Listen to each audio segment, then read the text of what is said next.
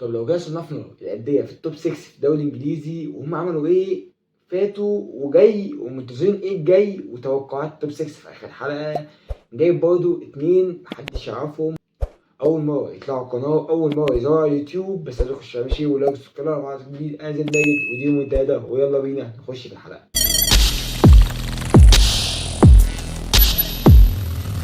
طب لو هنمسك كل فرقه في الدوري الانجليزي وهنمسك كل فرقه بتتكلم عليها في الدوري الانجليزي، فاحنا نبدا ببطل الدوري الانجليزي وهو ليفربول، وكل واحد هيمسك فينا فرقه. لا هو مش بطل، ثانية واحدة بس. هو المتصدر حاليا. ماشي قعدت كده تمشي. المتصدر حاليا في الدوري الانجليزي هو ليفربول. اوكي.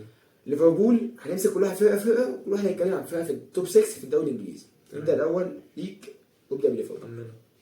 نقول ميزه وعيب ولا لا اتكلم اللي انت شايفه. اللي انا شايفه ان ارن سلوت مدرب فاجر، بمعنى اقل ما يقال عليه بصراحه. مدرب فاجر كوره. والله عمل يعني هو مستلم النادي من واحد زي يورجن كلوب. هو كان طبعا عامل بيه طفره وكل حاجه، ويورجن كلوب من اعظم مدرب جه الفرقه او احنا شفناه في الفرقه دي، تمام. وجاب لهم دوري ابطال وعمل معاهم كل ده، وبعد كده السنه اللي فاتت داون بطريقه وحشه قوي. ثقته مع صلاح في الاخر والكلام والمشاده اللي كانت بينهم، والفرقه اتفككت مشاكل كتير. والفرقه اتفككت ومشاكل اداره وتجديدات ومش عارف ايه، ومش عارفين نجيب لعيبه ومش عارفين نعمل كلوب طلع قبل نهايه الموسم قال لك انا ماشي.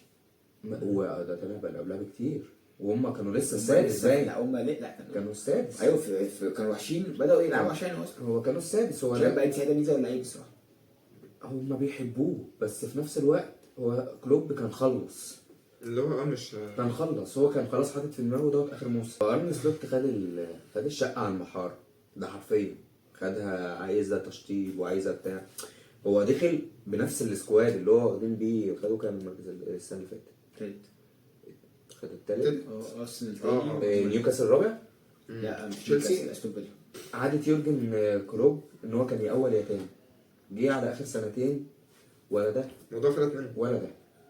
فانك تيجي تاخدها على المحاره وتقعد تعمل تكتيك جديد، وتخلي ارنولد بدل ما هو كان طاير لا تخليه ليه واجبات دفاعيه اكتر، يضم للقلب اكتر. قصدك على سلوت صح؟ ارنولد طبعا. وفينسون برضه كان كذلك بيرجع يدافع اكتر. هو خلاص ما بقاش فيه بقى الطيران والباكات اللي بتجيب ما بقتش بتجيب. ارنولد اسيست واحد من اول الدوري صح؟ اسيست واحد. بس في حاجه، هو قوم ناس زي جافنبرغ من احسن لعيبه ليفربول ومن احسن النص ملعب اللي في الدوري الانجليزي كله. صلاح نفسه حاليا. فهو صلاح بس فان دايك كان وحش. فان دايك السيزون ده خد بالك يا معلم انه ما بيلعبش باليسون، بيلعب بكاليهير عاد. انا بديل اليسون بيلعب فيه في الابطال، هو متصدر الدوري ومتصدر الابطال، هو متصدر الاثنين، فدي حاجه جامده قوي ليه. دي حاجه لوني من كورتوا كده نفس الحوار برضه اللي هو رجع مين اللي هيلعب. بس سلوت نهائي يعني موضوع تاني يعني. سلوت نهائي اصلا يقول لك اليسون هيلعب. لا سلوت ملوش عليه. وانت رايك يا عباس؟ انا رايي ان هي فرقه من احسن الفرق اللي في العالم حاليا، ككوره وكاداء ونتيجه وارقام. لا بصراحه فرقه يعني. كنت من كام يوم مثلا كنا نقول برشلونه وليفربول، بس دلوقتي برشلونه بقى لها 3 ماتشات تقريبا يعني وقع.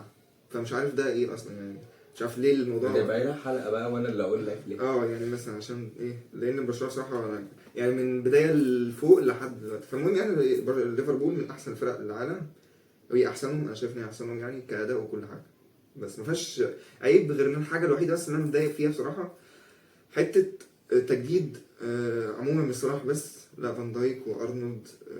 اساس الفرقه اصلا في مشكله، فدول على فكره انا خايف ياثر على المدى، لان انت قدامك دلوقتي السيزون لسه هيكمل يعني. انت عندك دور تاني دلوقتي. صلاح لو الحته دي اكيد شغله دماغه، لان دلوقتي الراجل ده 31 سنه و32، فاللي هو يخلص هيروح فين؟ لما هيروح نيوكاسل مثلا هيقعد يفكر هيعمل ايه؟ ده ياخد من تركيزه. انا شايف انه هيروح دوري سعودي، هيروح باريس. ما انا شايف ان صلاح اصلا، انا شايف صلاح ما ان هو عايز يقعد، هو عايز حابب ليفربول، عايز يقعد، عايز يكمل الارقام.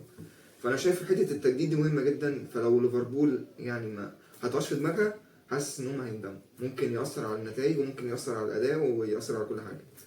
بس في حاجه بس ممكن يجي يقف في مدريد عادي دكه لعمو وديجو. تمام شكرا. لو يجي نعمل ولا يمين يمين.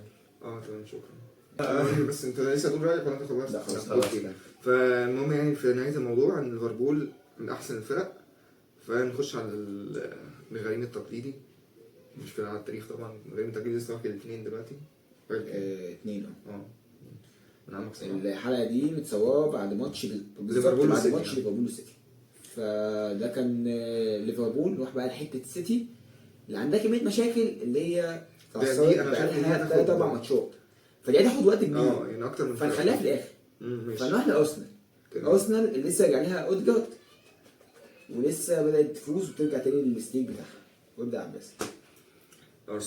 ارسنال فيها اللي خلى ارسنال ان هي تقع يعني من اول دوري. انا كنت شايف ان ارسنال لا بتنافس على الدوري وماشيه حلو والدنيا حلوه جدا لحد ما حصل كام اصابه في الفريق. ابرزهم كان اوديجارد. يعني اوديجارد من اللعيبه اللي كانت حرفيا شايله الفرقه. انا شايف ان هي شايله الفرقه. وعندك رايس اتصاب، عندك ساكا كان بيلعب وهو مصاب كان راجع وبعد في ماتشين. حاجه رايس ما صابش. لا رايس وقع فتره. مش وقع، طرد. هو طرد. انا اسف طرد. هو كان رايس ده كان اثر في ماتش في الدوري تقريبا خسروا فيه. كان برايتون تعادلوا فيه ولعبوا بعدها توتنهام وكسبوا وكسبوا بس كان ساعتها هو عموما رايس من احسن السته اللي في لا الدوري. طبعا دي بدايه الوقعات. ده لو غاب بصراحه يعني. لا والطرود سبب مع الاصابات لسبب انت اتطرد من عندك سليبه ماتش بورنموث وانت خسران 2-0. فانا بقول لك شايف ان ارسنال بصراحه فيها مشاكل كتير كاصابات كدكه ما فيهمش حاجه. فدي بتاثر على المدى البعيد. بس غير كده ارسنال ككوره انا شايف ان هي من احسن الفرق بعد ليفربول. بس خش. لا زياد لو عايز يقول حاجه الان. ما عنديش حاجه غير ان كارسنال هم المشكله في ارتيتا، لانه عنده عنده مشكله في حته ان هو ما بيجهزش البدلاء. واحد زي نويري مثلا ده كان يعني موجود هو يا معلم اكتر وقت ينفع يلعب فيه وينفع يجهز فيه مكان اوديجارد. هو مكان اوديجارد اما كان مصاب. انت ما جهزتوش بجنيه وما كنتش بتنزله، كنت بتخلق كميه لعيبه انها تلعب في المكان ده. يا عم كان بينزل ميكيل بره هافرتز كان نص خلي الملعب جابريل قدام وستيرلينج ساعات يلعب او توصل قدام. فاللي هو فانت خلقت كميه لعيبه انها تلعب في المكان ده غير نويري مع انه كان اكتر واحد فعلا ينفع يلعب. لا موهبه كمان ما شاء الله بجد. انا بشوف الواد ده بشوفه هيبقى حاجه كبيره قدام يعني. لو لعب. نعم ازاي؟ فبجد سبب من الاسباب ان ارسنال كان بتوع الماتشات اللي فاتت او بتوع في العموم ان هي ما بتجهزش بدلاء. السبب في ده كله ارتيتا. مهاجم كمان. وحته المهاجم انك انت بتروح صرفت في مكان موينو فلوس كتير وانت معكش كده سترايكر. المكان اللي ناقص فيه سترايكر. يعني انا عندي مشكله في نص الملعب ان انا عندي 2 نص ملعب اللي هو رايس واوديجارد. دول النجوم اللي عندي التالت بتاعهم بحاول ارسمه بس بحاول ارسمه هيمشي.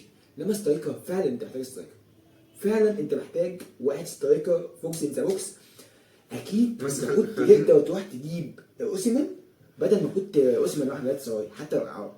خلينا متفقين بس ان هافرز برضه مش وحش بس هو اللي هو يجري على اي حد. هو عايز يجيب حد هو مقتنع بيه واللاعب جاي. هو لو جاب راس حربه هيلاعب هافرتس يعني يحطه في مركز تاني لان هو الخطه بتاعته اساسي بتبقى انت ست توني راح الاهلي سعودي. 6 اوسيمان راح 6 شهور في الهلال السعودي عشان توني عايز يروح. ما تقدرش تروح تجيب في واحد فيهم عشان يكمل. يعني لو تعود عليه في الدوري الانجليزي انه كمان في الدوري الانجليزي هو كان هيكمل في الدوري الانجليزي كان عادي. هو انت برينتفورد كانت عايزه تمشيه يعني. بس انا شايف توني يعني كبير سن. توني كبير سنا. الوحيد اللي كان اللي انت محتاجه اوسيمين. واحد زي جوكيريوس واحد زي بس ده لسه عليه واتكنز بس هو الله يرحمه يعني منه لله. انا مش فاهم ايه اللي حصل بصراحه بس يعني كبير برضه. المهم يعني مثلا ان احنا قلنا دي المشاكل. دي مشاكل. حاجه ثانيه بقى. انا بالنسبه لي ان هم اللعيبه نفسها مندفعه قوي. مندفعه في كل حاجه. يعني ايه؟ يعني اللعيبه احسب ارسنال كام طرد السنه دي.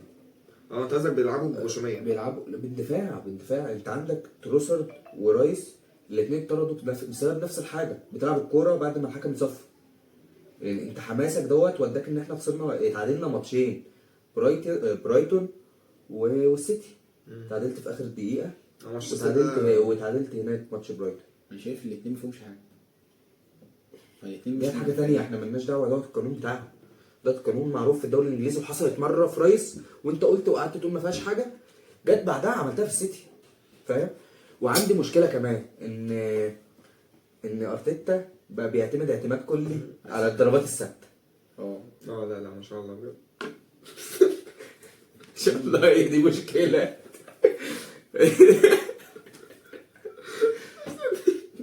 لا كنت موت ما شاء الله. في مشكله كبيره ان ارتيتا كمان بيعتمد على الكره الثابته، بعيدا عن الطرود وبعيدا عن الكلام دوت، هو اللي اعتماده الكلي بتاعه بقى على الكره الثابته. بيطلعوا ماتشات كتير قوي بيكسب بيه. بتطلعوا بالماتشات كتيره بتكسب بيها، بس على في فكرة- ماتشات انت بقيت بتلعب على انك يجيلك ركنيه عشان تكسب بيها. بس فانت لو هي ميزه وعيب يعني. هي ميزه، لا هي تبقى ميزه لو انت عندك اداء عادي، ولما تجيلك ركنيه يعني انت السيتي اهو بيلعب، لما بيلعب بيبقى في حالته بيضغط. انا شايفها ان عشان ما عندكش مهاجم. لما تخلص الفقراني يقول حاجه بس. تمام ماشي، اصل انا بقول لك شايف الحته دي ان هو بيعتمد على الركنيات او الضربات الثابته عموما عشان هو ما عندوش مهاجم يلعب عليه. ما كانش بيعتمد فيها السنه اللي فاتت، تبص لها ما كانش بيعتمد على الكره ديت، الكره الثابته مش الكره دي بس، انت عندك ما كانش بيعتمد على الكره الثابته كان بيعتمد عليها بس مش الكره دي بس. انا عندي مشكله السنه دي ان هم بيعتمد عليها بس. انا بقيت بشوف ان ارسنال بقت بتلعب علشان ان الكره انا هشوط الكوره دخلت ما دخلتش انا جالي ركنيه. بس انا شايف ان اللعيبه مش مساعداه اصلا يعني. هو مفيش مهاجم، الوينج الشمال انا شايف برضه لا تروسارد ومارتينيلي لا مارتينيلي انا شايف مع احترامي ليه بصراحه ما يلعبش في برايتون يعني. ميتوما احسن منه يعني. مارتينيلي بصراحه لا كفايه عليه لان ضيع لهم ماتشات. انا فاكر في ماتش بتاع تقريبا تشيلسي اللي هم تعادلوا فيه صح؟ ده انا شفت مارتينيلي ده سبب من الاسباب. لا ده فظيع بصراحه. تروسارد انا شايفه يلعب عليه مش عارف ليه ما بياخدش فرصه، احسن منه بكتير. وعندي مشكله بقى بما انكم جيتوا على مشكله ان هو اوديجارد ملوش بديل وعايز تجهز عليه حد، انت مشيت سينس رو. صح انت اللي مشيت سينس رو. ايوه حتى لو انت محتاج دكه حتى. انت محتاج دكه لكل مركز. دي فرقه ما فيهاش دكه، دي فرقه ما فيهاش دكه. فابيو فيرا كمان الوينج الشمال انت واقع فيه، ما واقع فيه. وينج يمين بديل ساكن مفيش. راس حربه انت ما عندكش ولا اساسي ولا بديل. لا ده كمان ساب الوينج اليمين البديل اللي هو نيلسون سابه يعني. والمشكله ان انت بتلعب برايس وبارتي وبتسيب بره ميرينو، فانت مالكش بديل.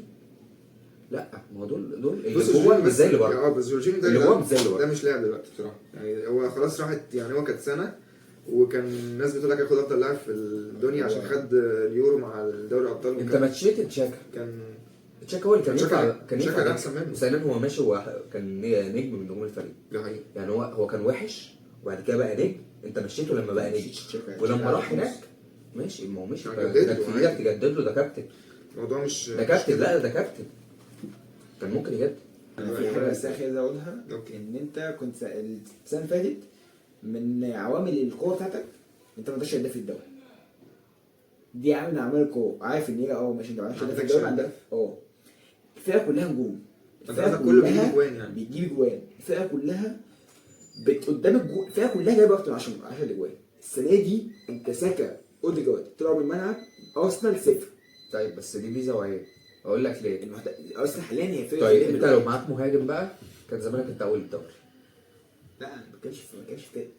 انت السنه اللي فاتت من غير مهاجم كلهم جايبين 10 اجوان.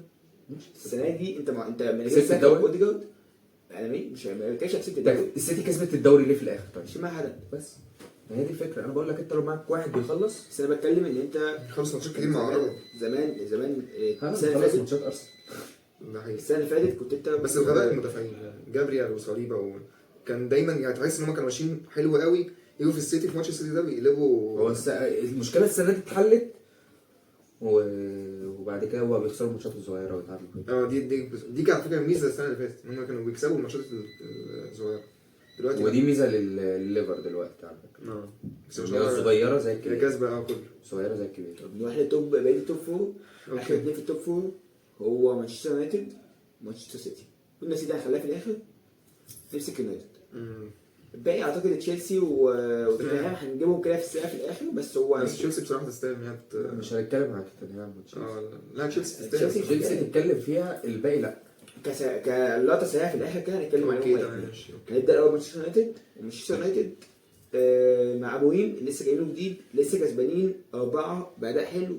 اعتقدش ان هم بس عشان برضه كده يعني ما حدش لسه يا معلم، احنا لسه في الاول، وهم لسه ابسويتش تاون. انتوا لسه بتهاجموا ابسويتش تاون، ما حدش يحكم عليه فما خالص. اعتقدش ان حد يحكم على ابوهيم عشان كسب بس ماتشين 3. بالظبط. فنبدا الاول باليونايتد ونبدا نتكلم عن الناس. انا شايف مثلا ان في لعيبه انا متوقعهم ان هم هيعملوا يعني هيبقوا فورمه بنت لذينه في السيزون اللي ده. هو اشفورد برونو راشفورد برونو ولو الدفاع كمان انا شايف مزراوي ودالوت. الدفاع تحس انه اتظبط يعني. انا مش هحكم دلوقتي. انا شايف مش هحكم ان دلوقتي. هويلاند هيفاير. ماشي. وفي زيركيتزي كمان ده. انا الفكره ان انت لما كان في سبورتنج لشبونه عمل من جوكاريوس وحش، وانا متاكد ان هو هيعمل من واحد وحش، يا اما يجيب جوكاريوس من هناك وده الحل. لا ما اظن. انت عندك وفره في عنده اتنين كده. انت هتقلب اسمه ايه؟ هتقلب معين تنهاج. لا وده اكبر غلط. ده ان اكبر انت غلط. تروح تجيب له نفس اياكس، هو هتجيب نفس هنا أنتوني وهنا وهو بعد والفكره كده ان هم بدلت بس هم انا شايف ان الاداره هتصدق في اموريم اكتر. ما كان مصدق في تنهاج الاداره ما خذلتش تنهاج. كان مصدق في تنهاج برضه. مصدقين في تنهاج اللي هو تحس هو كان دين يا معلم. ده غلط. انا شايف ان ده غلط. ده كان غلط، بس انا قصدي مش في كده. قصدي ان هم لو هو عايز سوبر ستار هيجيبوا له سوبر ستار. اونانا سوبر ستار جاي من انتر ميلان، كان وصل نهائي الشامبيونز ليج قدام السيتي وكان حرفيا هو اللي شايلهم وجه وكان سوبر ستار. بس اونانا انت غصب عنك جبت اونانا عشان دخية قصدي. لكن انت مش غصب عني جدا. انا مش ممكن ما كنتش احتاج هنا. مين دين هندرسون. لا مشي اصلا. ما يشيلش فرقه وكان مشي. هو مشي عشان اونانا. لا كان اعاره ورجع مشي. كان اعاره رجع مشي. ما كانش قاعد دكه اصلا. هو كان اعاره رجع مشي. دين هندرسون كان عايز يلعب اساسي، فما انت جبت اونانا بعد دخية ما مشي خلاص يا معلم هقعد ليه؟ كان اعاره ما خلاص انا عارف هيك ان هو مشي اول ما اونانا كان موجود. حتى لو دين هندرسون لا مش جامد يا حبيبي، مش يشيلش فرق.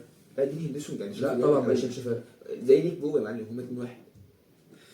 حد عايز يتكلم عن الناس التاني في حاجه؟ انا بصراحه احنا ما اتكلمناش عن اليونايتد ومش عايزين نتكلم عن اليونايتد من الاخر بقى عشان دي فرقه اصلا لسه بصراحه لسه عشان ما فيش. لما نشوف نشوف اموريم هيعمل ايه معاهم نبقى نتكلم بقى، نبقى نفتح فيهم زي ما فتحنا مثلا مع ليفربول وارن سلوت والشغل دي.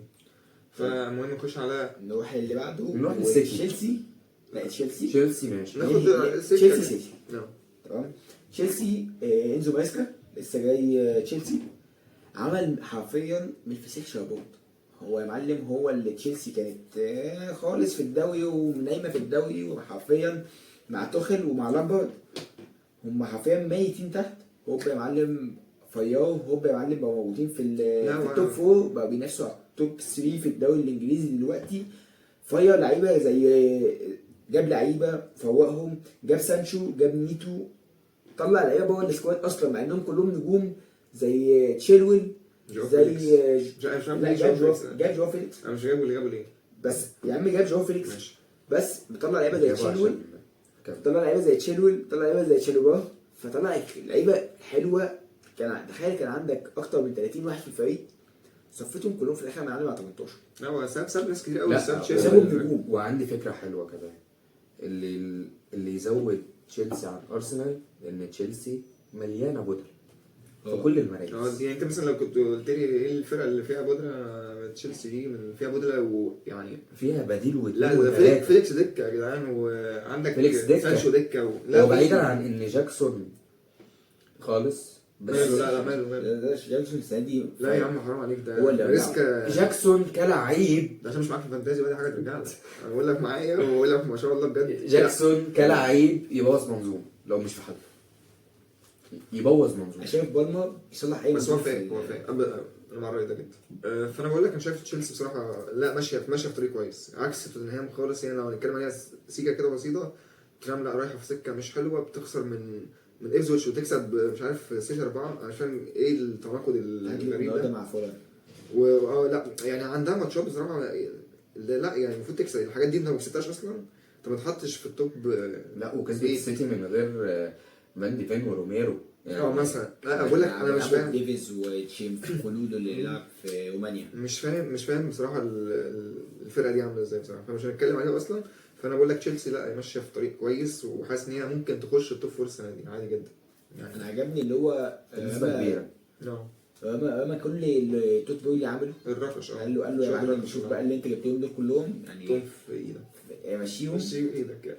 مشيهم وانا هجيب ناس جديده زي جو فيليكس زي سانشو وفوق بيدرو نيتو، جاب نجوم، ولا معلم بقى مشيني اللي انا مش عايزهم دول، ما تخليهمش حتى يتمرنوا معايا في ايوه وقال مثلا عدد معين 17 تقريبا او حاجه كده، اللي هو دول اللي هعتمد عليهم، دول معايا. عندك اللي هيبقوا دكه حتى في هو ممشي سيستم، طلع عامل سيستم بالظبط. دي واخده من جوارديولا يعني. مع انه ما كان هم مساعد مداني وقالوا، مع انه كان في ليستر سيتي هو اللي مساعده بالشامبيون شيب، بعد كده جاي رايح تشيلسي، فراح عمل حسيتها جرام بوتر والفاهم انت الشله دي حسيتها اصلا اللي هو بس بصراحه فاجئنا يعني. حسيتها رامبو جدا لغايه دلوقتي، فاجئنا لغايه دلوقتي عشان احنا مش عارفين احنا ما بس لناش اي بس انا متوقعين ان هي بصراحه، بس احنا متوقعين ان هي ان شاء الله هتمشي.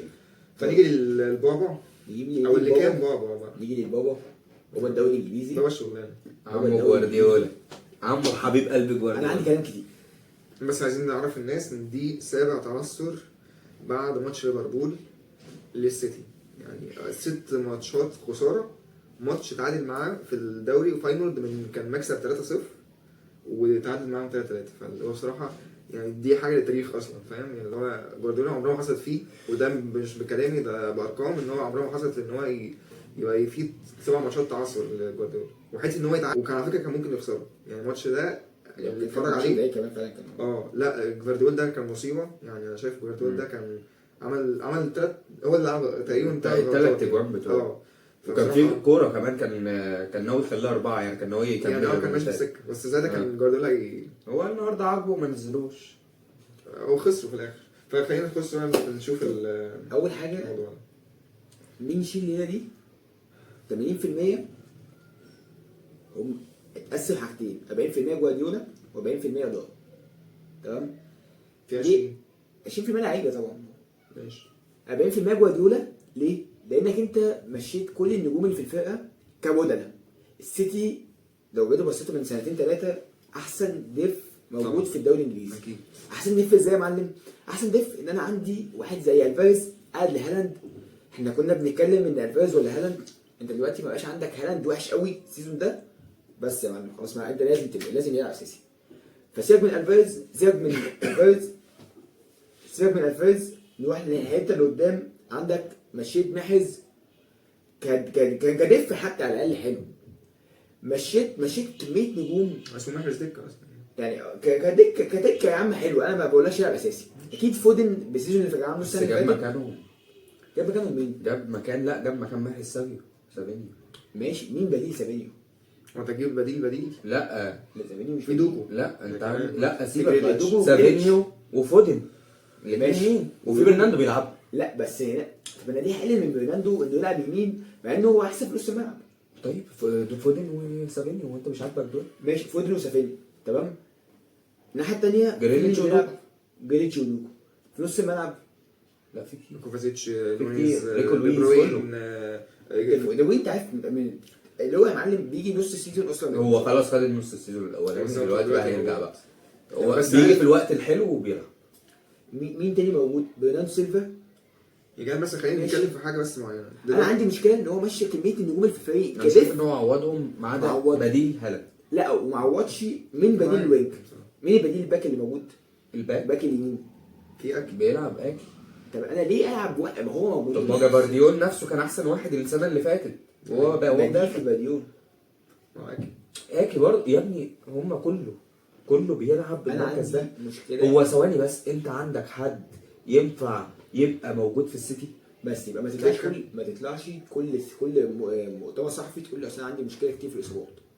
ادام انت طب انا هقول لك بس انا معلش، الاصابات دي ما هي السبب اللي بيخلي ان هو ينقل اللاعب من المكان للاعب. يعني رونالدو مثلا لو مفيش حد متصاب في النص ما مش هينقله وينج، او العكس يعني لو حد متصاب في الوينج ما مش هيخليه يلعب وينج. ما هو هو الميزه اللي عند السيتي ان هي عندها لعيبه بتعرف تلعب في كذا مركز.